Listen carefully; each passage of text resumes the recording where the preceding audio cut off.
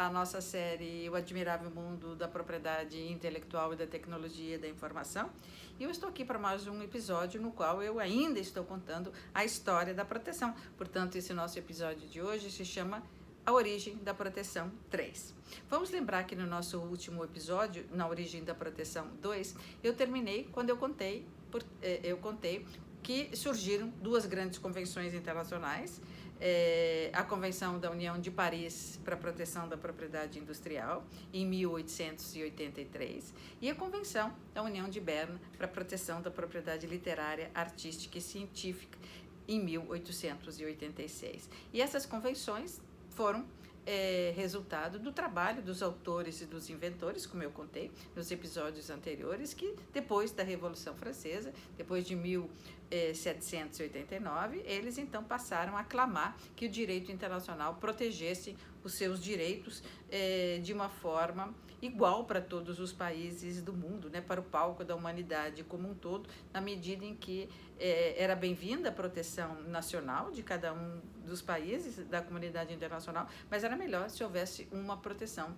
que fosse igual, que fosse harmônica para todos os países do mundo. E o resultado, portanto, foi, como eu contei, essa aproximação entre o direito internacional e os direitos da propriedade intelectual, que juntos, né, os dois, compuseram esse novo direito internacional da propriedade intelectual, como assim nós chamamos. Bom, então eu contava no último episódio e parava por aqui, quando essas duas convenções então foram celebradas, e convenções importantíssimas, porque mudaram o direito internacional geral na perspectiva das fontes, né? Porque nós passamos a ter, além dos tratados contratos, os tratados leis e os tratados normativos. E alteraram também o direito internacional geral no que diz respeito aos sujeitos de direito internacional, quem tem capacidade de ação no plano internacional, na medida em que, além dos estados soberanos, nós passamos a ter as chamadas uniões, né? União de Paris para a proteção da propriedade industrial e a União da proteção de Berna para propriedade literária, artística e científica. E são essas uniões, né, cujo exemplo, cuja força, cujo histórico são tão importantes que depois nós vamos ter no século XX o surgimento das organizações internacionais, com a Liga das Nações em 1919, mas inspiradas, evidentemente, todo o trabalho que as uniões anteriores fizeram. Então, são muito importantes essas duas convenções, como eu disse, para o direito internacional e, sobretudo, para a propriedade intelectual, porque são os dois primeiros grandes instrumentos de proteção dos autores e dos inventores e demais direitos intangíveis e materiais no mundo, né? Bom, e eu falava no nosso último vídeo, na Origem da Proteção 2, que essas duas convenções, né, que criaram essas duas uniões, essas duas convenções, ou seja, essas duas uniões, essas duas secretarias internacionais para a proteção da propriedade industrial e para a proteção da propriedade literária, artística e científica, essas uniões acabaram se fundindo em 1892, então logo depois que elas foram celebradas, né, 883, 886, em 1892, essas duas uniões, essas duas secretarias internacionais se fundem, né, para melhor proteger os bens intangíveis, os bens intelectuais, e se fundem naquilo que nós chamamos BIRP, né? Ou pode ser também no plural, os BIRP, mas na verdade é uma única entidade, é uma única secretaria internacional, é uma única, hoje, organização internacional, né? BIRP, Bureau International Réuni pour la Protection de la Propriété Intellectuelle.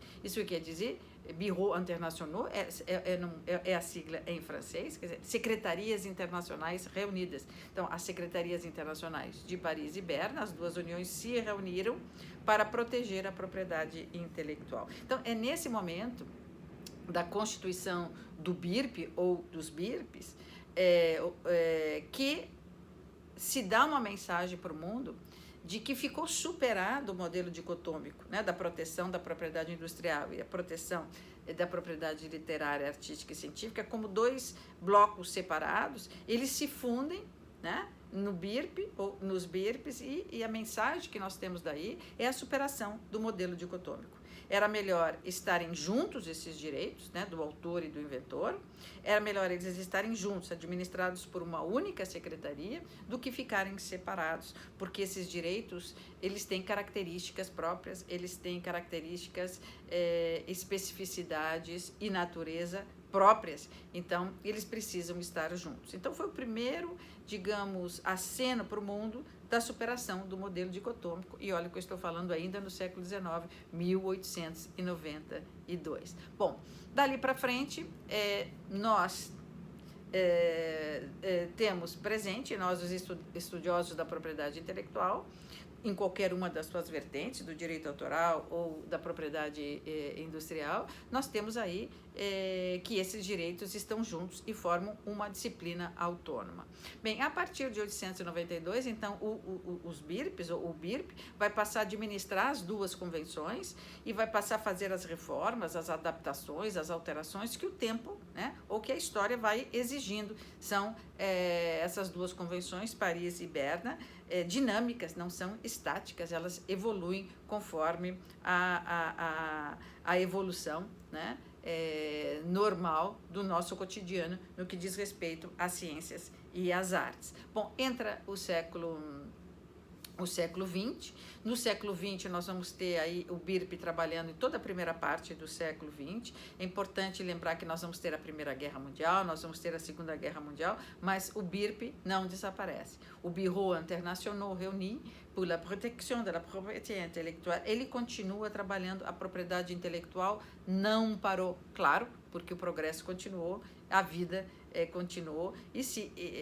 continuaram, era preciso manter o Bureau trabalhando. Aí nós vamos ir até o final da Segunda Guerra Mundial, termina a Segunda Guerra Mundial, 1945, o cenário geopolítico internacional vai se definir, aquele contemporâneo, tá? Nós vamos ter aí o surgimento da ONU como principal principal alicerce político do mundo, né? A Organização das Nações Unidas. Nós vamos ter aí um novo pilar militar, a OTAN, o Tratado do Atlântico Norte. Nós vamos ter aí o surgimento também do que mais? Do FMI, a celebração do acordo do Fundo Monetário Internacional. Nós vamos ter também o surgimento do Banco Mundial, nós vamos ter a celebração do Acordo Geral sobre Tarifas e Comércio, o GATT. Então, o mundo aí, o cenário geopolítico vai estar definido, fica definido a partir da Segunda Guerra Mundial com a ONU, a OTAN, o FMI, o Banco Mundial e o GATT. Vejam que quando termina a Segunda Guerra, entram aí os anos 50 e nós vamos ter uma aceleração das relações internacionais, né? Porque o mundo vai deixar de ser apenas aquele voltado à paz, à busca da paz, né? Mas também um mundo voltado à cooperação, à integração econômica para um melhor progresso, melhor desenvolvimento. Bom, nós sabemos que a propriedade intelectual vai passar a ser uma preocupação do pós-Segunda Guerra. Nós vamos chegar perto dos anos 70, o modelo econômico começa a mudar, vamos ver aí anos 70, a grande crise do petróleo, né?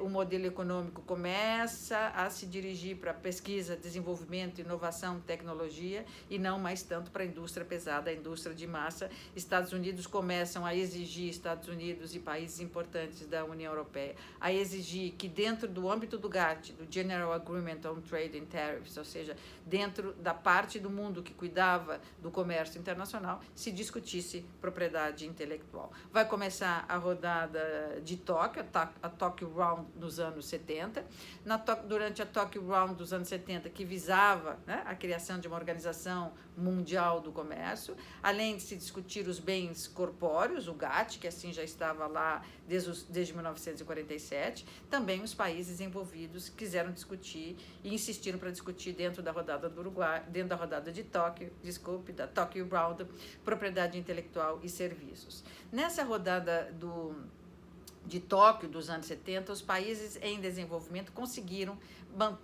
deixar de fora o tema da propriedade intelectual. Por quê? Porque em 1970 a ONU dá a origem a um filho dela, muito importante, que é a Organização Mundial da Propriedade Intelectual. Então, o tratado celebrado no âmbito das Nações Unidas e que cria a Organização Mundial da Propriedade Intelectual, na verdade, cria uma das mais, se não a mais importante organização internacional do sistema das Nações Unidas, né? Porque nós sabemos que a ONU, ela tem os seus órgãos, mas ela também tem os seus organismos especializados, mais de 16, como a FAO, a Unicef, a Uncitral, a UNCTAD, a UNEF, enfim, tantos outros filhotes, tantos outros programas, agências especializadas. Dentre eles, nos anos 70, a ONU cria a OMP, a Organização Mundial da Propriedade Intelectual, também chamada na sigla em inglês WIPO. Né?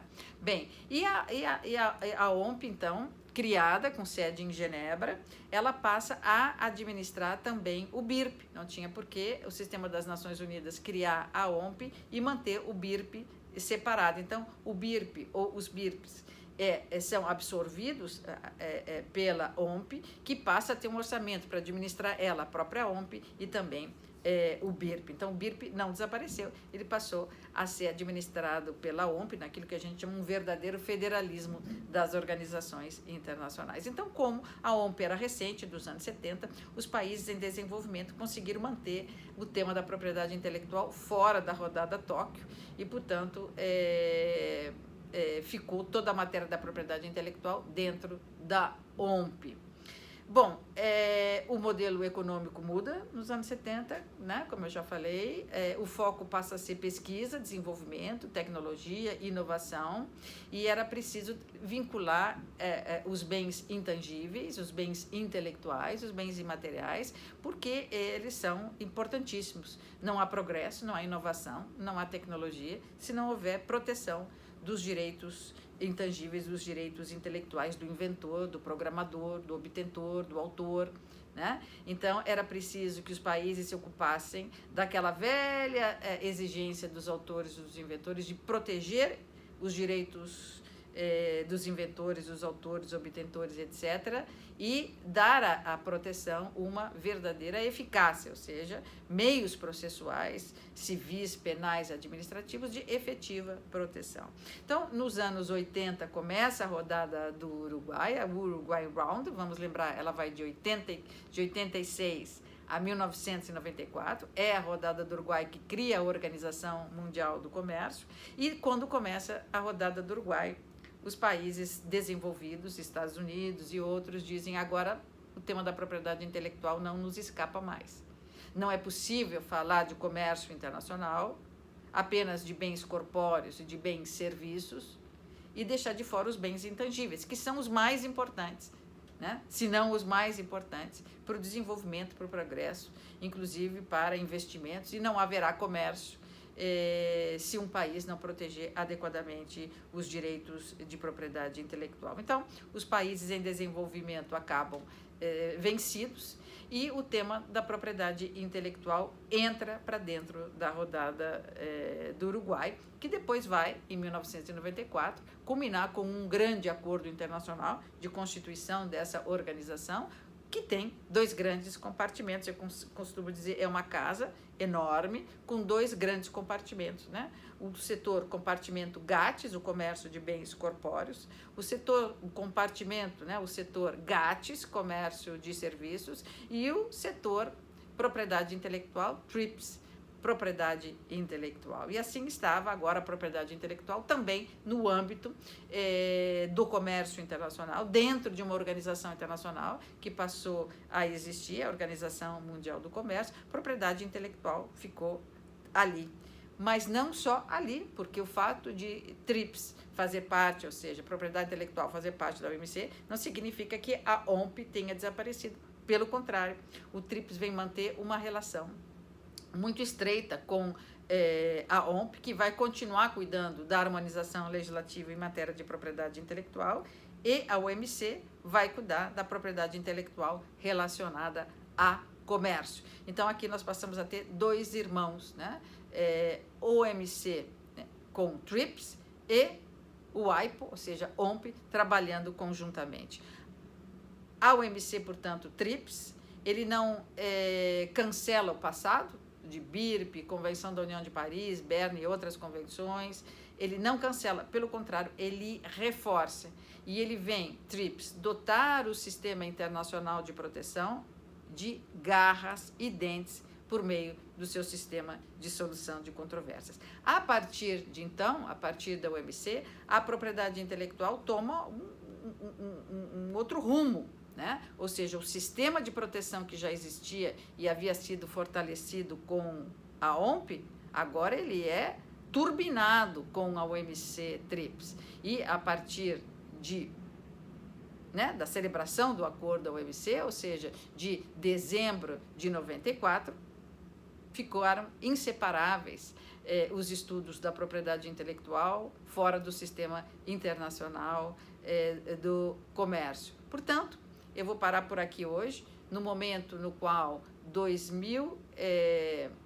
dos anos 2000, eu vou começar nos anos 2000 no próximo vídeo, mas eu vou acabar aqui antes dos anos 2000, ou seja, 1994, com o surgimento da OMC TRIPS e a aproximação, essa vinculação, esse fortalecimento, essa vitaminização da propriedade intelectual a partir da Organização Mundial do Comércio. Bom, no próximo vídeo eu vou contar dos anos 2000 para cá.